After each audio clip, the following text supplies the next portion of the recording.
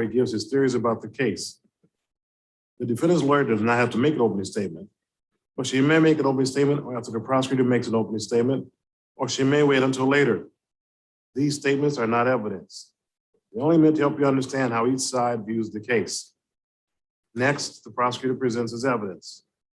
The prosecutor may call witnesses to testify. He may show you exhibits like documents or objects. The defendant's lawyer has a right to cross-examine the prosecutor's witnesses. After the prosecution has presented all of his evidence, the defendant's attorney may also offer evidence, but does not have to. By law, the defendant does not have to prove his innocence or produce any evidence. If the defense does call any witnesses, the prosecutor has a right to cross-examine them. The prosecutor may also call witnesses to contradict the testimony of the defense witnesses. If all the evidence has been presented, the prosecutor and the defendant's lawyer will make the closing arguments. Like the opening statements, these are not evidence. They're only meant to help you understand the evidence and the way each side sees the case. You must base your verdict only on the evidence. You have been given a written copy of the instructions I am reading to you. You may refer to them during the trial. Since no one can predict the course of a trial, these instructions may change at the end of the trial. At the close of the trial, I will provide you with a copy of my final instructions for your use during deliberations. In count 2, the defendant is charged with the crime of carrying a concealed pistol. To prove this charge, a prosecutor must prove each of the following elements beyond reasonable doubt. First, if the defendant knowingly carried a pistol. It does not matter why the defendant was carrying a pistol, but to be guilty of this crime, the defendant must have known that he was carrying a pistol. Second, if this pistol was concealed on or about the person of the defendant. Complete invisibility is not required. A pistol is concealed if it cannot easily be seen by those who come in ordinary contact with the defendant. In count 3, the defendant is charged with possession of a firearm after having been convicted of a specified felony. To prove this charge, the prosecutor must prove each of the following elements beyond reasonable doubt. First, if the defendant knowingly possessed a firearm in this state. Second, at that time, the defendant had been previously convicted of a felony. In count 4, the defendant is also charged with the separate crime of possessing a firearm at the time he committed the crime of felon possessing a firearm. To prove this charge, the prosecutor must prove each of the following elements beyond reasonable doubt. First, that the defendant committed the crime of felon possessing a firearm, which has been defined for you. It is not necessary, however, that the defendant be convicted of that crime. Second, at the time the defendant committed that crime, he knowingly carried or possessed a firearm. A pistol is a firearm. Possession does not necessarily mean ownership. Possession means that either the person has actual physical control of the thing, as I do the pen I am now holding, or the person knows the location of the firearm and has reasonable access to it. Possession may be sole where one person alone possesses the firearm. Possession may be joint where 2 or more people share possession. Our responsibility in this trial are to make sure that the trial is run fairly and efficiently, to make decisions about evidence, and to instruct you about the law that applies to this case. You must take the law as I give it to you. Nothing I say is meant to reflect my own opinions about the facts of the case. As jurors, you're the ones who would decide this case. Your responsibility is to decide what the facts of the case are. This is your job and no one else's. You must think about all the evidence and all the testimony and then decide what each piece of evidence means and how important you think it is. This includes how much you believe what each of the witnesses said. What you decide about any fact in this case is final. When it is time for you to decide the case, you're only allowed to consider the evidence that was admitted in the case. Evidence includes only the sworn testimony of witnesses, the exhibits admitted into evidence, and anything else I tell you to consider as evidence. It is your job to decide what the facts of this case are. You must decide which witnesses you believe and how important you think the testimony is. You do not have to accept or reject everything a witness says. You are free to believe all, none, or part of any person's testimony. Deciding which testimony you believe, you should rely on your own common sense and everyday experience. However, in deciding whether you believe a witness's testimony, you must set aside any bias or prejudice you have based on the race, gender, or national origin of the witness. There is no fixed set of rules for judging whether you believe a witness. But it may help you to think about these questions. Was the witness able to see or hear clearly? How long was the witness watching and listening?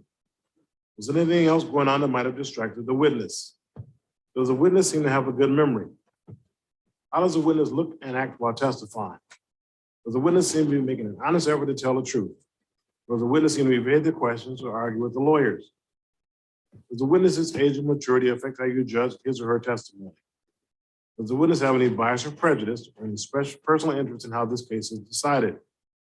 Have there been any promises, threats, suggestions, or other influences that affect how the witness testifies? In general, does the witness have any special reason to tell the truth or any special reason to lie? All in all, how reasonable does the witness's testimony seem when you think about all the other evidence in the case? The questions the lawyers ask the witnesses are not evidence. Only the answers are evidence.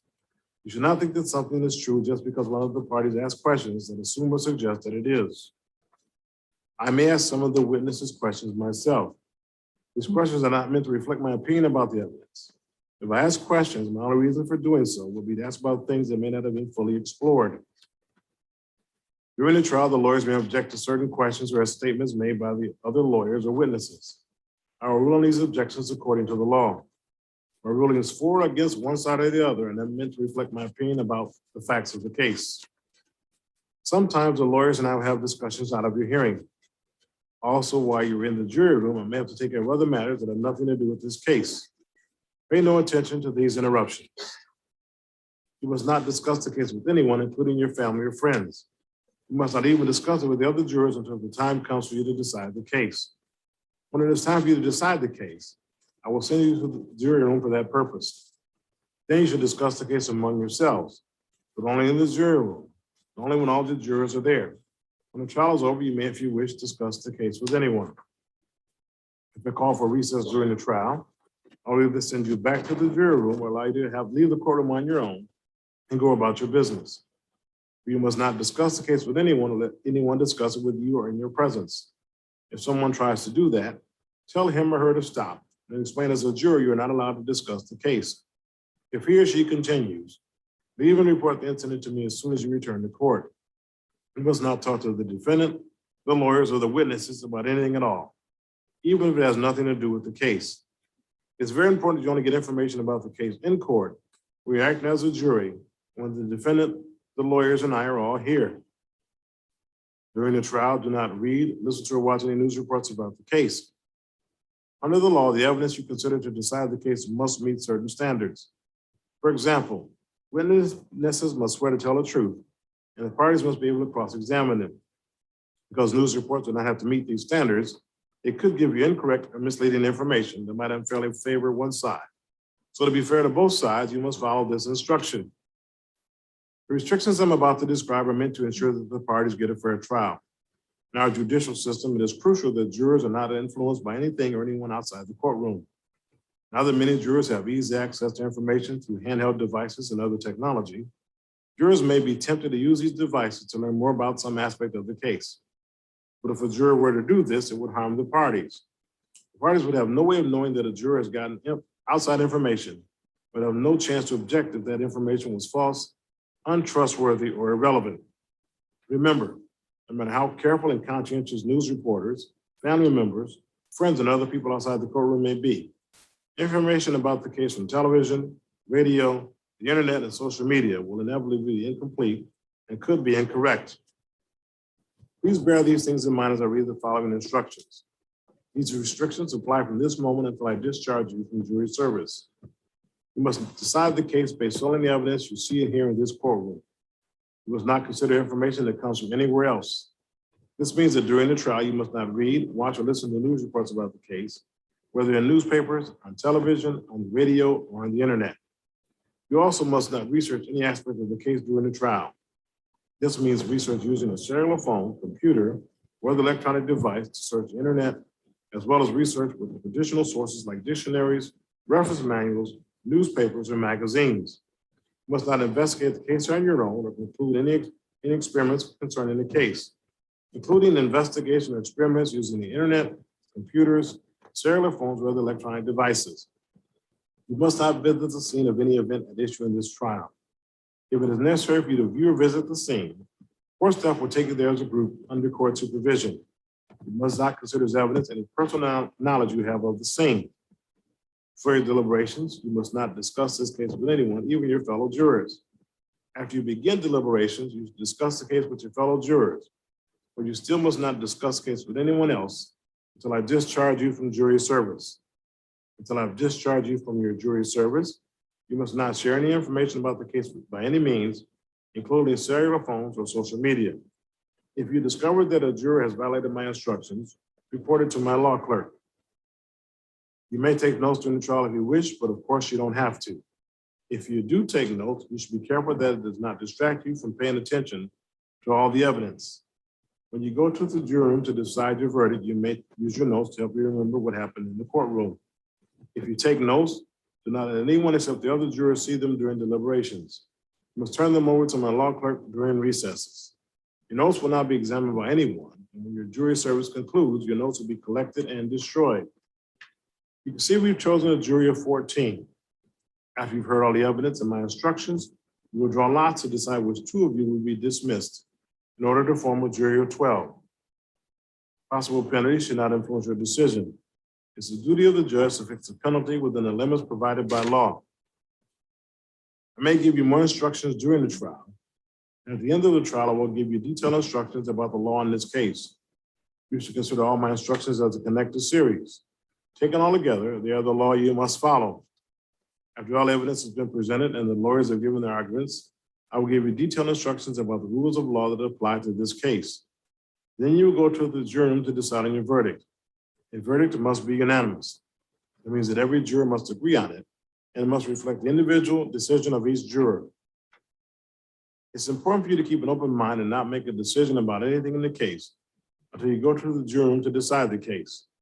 You must not let bias, prejudice, or public opinion influence your decision. Each of us may have biases or perceptions about other people based on stereotypes. We may be aware of some of our own biases, but we do not express them. We may not be fully aware of some of our other biases. Take the time you need to test what might be automatic or instinctive judgments and to reflect carefully about the evidence. I caution you again to avoid reaching conclusions that may have been unintentionally influenced by stereotypes. You must reach your own conclusions about this case individually, but you should do so only after listening to and considering the opinions of other jurors who may have different backgrounds and perspectives from yours. Mr. Majorana, do you wish to give your opening statement at this time? Can we approach Darnell? You may.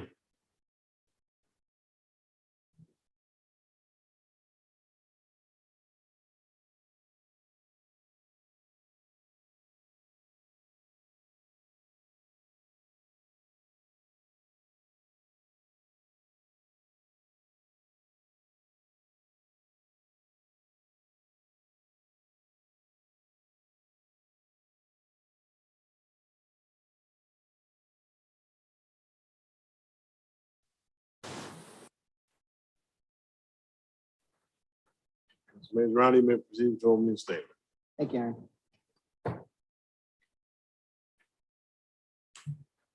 Again. It may be easier to move that table. Yeah, okay.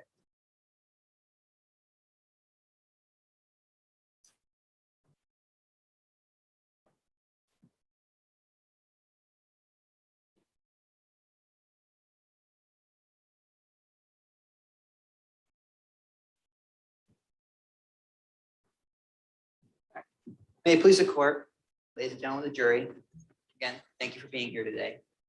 This case is about illegal guns on the streets of Saginaw. The defendant, Arthur Woods, is charged with carrying a concealed weapon, felon in possession of a firearm, and felony firearm, because he had a firearm, a gun, while on the commission of a felony. And because the police found Arthur Woods with a stolen gun when he was not authorized to have that gun because of a prior felony conviction. Now, the evidence presented to you today will show that on July 14, 2020, at about 3:30 in the morning, police responded to a 911 call at the Birch Park Apartments in the city of Saginaw. You'll get to hear that 911 call. You'll hear the caller describe a group of individuals congregated in the parking lot. They were fighting and they had guns. Now you'll hear from Michigan State Police Troopers, Patrick Miller and Justin Kemmerer, who will testify that they've been to the Birch Park Apartments before, many times. They consider it a high crime area. They responded to multiple calls of shots fired and individuals with guns. They will tell you that on many of these occasions, when they go to the Birch Park apartments, these individuals scatter. They go into hiding where they can't be found, they can't be pursued. But on this evening, the troopers decided on something different. They decided to park on a side street. Instead of entering through that main entrance, they would then enter the complex on foot, in hopes of catching the suspects in the act. Once they were in possession, they would call police cars for backup, and police cars would enter the complex in hopes of catching the suspects from fleeing. So Troopers Miller and Kemmer did just that. They entered from a side street and walked along the buildings until they reached the building where the call originated. Their plan worked. So when they were entered that complex, they saw under those bright lights and street lamps a black Ford Escape SUV with several individuals standing around it. It was about 3:30 in the morning. It was right where the 911 caller said they would be. Troopers will tell you that one of those individuals was, again, Arthur Woods. At this time, the troopers called for backup. Police cars entered the complex quickly, and troopers waited to see what would happen. Just as before, the individuals started to scatter. But at the same time, Troopers Miller and Kemmer stepped out and told people to stop. But Arthur Woods didn't stop. Arthur Woods went around behind that SUV, and he started making what the police will describe to you as furtive movements. Started checking his pockets, started checking his waistband. He turned his body away from the police as he was doing this, and he made movements towards that rear tire, that right rear tire of that SUV. So the police converged. They took Arthur Woods and others into custody. Multiple guns were found that night, but specifically, a gun was found on top of that tire right where Arthur Woods was standing. That gun was stolen and it was loaded. Now you will hear from an officer, Isaac Babinski. He'll tell you that when he entered the complex, he went right to where Arthur Woods was. And as Mr. Woods was being handcuffed and searched by Trooper Kemmer, he saw that gun sitting on the tire. Now you'll also hear from forensic scientist. His name is Gary Ginther. He received the gun after the arrest, and he searched that gun for fingerprints. He will tell you that there were no fingerprints found on that gun. And he'll explain to you that's not unusual in these situations. All we have are the witnesses that you're going to hear and the evidence you're going to see today. Now, the defense may come up and tell you that no one saw the gun in Arthur Woods' hands. That's true. But all I ask for you is to reasonably consider the evidence that you're going to see today and apply it to the law as Judge Jackson is instructing you. Arthur Woods was found among a group of people reported to have guns. Arthur Woods sees the police coming and starts to walk away. Suspicious. He starts to check himself. Suspicious. He goes for that right rear tire. Suspicious. And unsurprisingly, a gun is found on that tire right where Arthur Woods was standing. There was no one else around that tire. So ladies and gentlemen, I just ask you to listen to the witnesses. Look at the witness or the evidence that you'll hear see today. You may hear different versions of facts, but you as a jury are the fact finders, the truth seekers. The evidence will show that beyond a reasonable doubt, Arthur Woods carried a concealed weapon, was a felon in possession of a firearm, and is guilty of felony firearm. So at the end of this trial, I'll come back to you again. I'll review the evidence. I'll ask you to find Arthur Woods guilty. Thank you. I'm going to ask you with your opening statement. Thank you.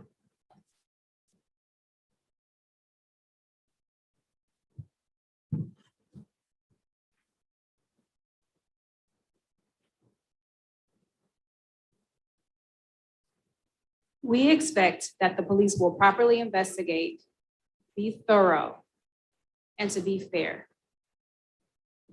On the early morning of July 14th of 2020, the police were called for 7 unknown people who were standing outside, allegedly with guns. Arthur, unbeknownst to him, came outside after having a small tiff with his girlfriend. He's walking and he sees everyone. He doesn't know at that time that there was anything that had to do with guns. He just sees people that he knows. He walks up to a car of someone we've heard of today, Jessica Swain, who was in her vehicle, looks at his friend and says, "It's a lot going on." They have a conversation. Jessica hands him a bottle. He takes a couple shots and he goes to walk away when he hears "stop." Arthur doesn't immediately stop. He's checking for his keys, his phone. He hears "stop" again and he stops. He has no idea the police were talking to him. He had just came outside. The officers arrest Mr. Woods. They arrest Arthur. He completely complies. Arthur says, "Take my DNA, take my fingerprints. I have nothing to do with the gun." When asked by an officer, which will be testimony here given today, about whether or not he had a gun, he states no. They ask, "Will we find your DNA on it?" The officer asks. Arthur says no. They ask Arthur if he's a felon. He says yes. They say, "Well, you're felon in possession." And that's how we get here today, ladies and gentlemen. Arthur was just taking a walk that day. Now he's charged with carrying a concealed weapon, possession of weapon, and felony firearm today. When he was searched, there were no guns found on him, no magazine, and no bullets found on him. The prosecutor is not going to be able to show you today that there's any DNA evidence, that anyone saw Mr. Woods, saw Arthur with a gun, and they won't be able to even show any sort of fingerprints or even gunpowder residue from that night. There may be testimony from a Jessica Swain today, and I suspect that she will be able to say the same thing, that there was no gun, that she did not see Arthur with a gun that night. I want you all to consider what you hear, but also what you don't hear, what isn't presented to you today. I want you all to take that into consideration. And when this is all over, I'll come back up and I'll be asking you to do the right thing in this matter. And that's to find Arthur not guilty. Thank you. All right. Ladies and gentlemen, we are going to take a break at this time for lunch. Caution you once again not to discuss the case among yourselves, nor with anyone else. Don't listen to, read, or watch any news reports should there be any. Have a pleasant lunch. We'll see you back at 1:30, all right? All right, for the jury, please. If the jurors would just leave your notebooks under.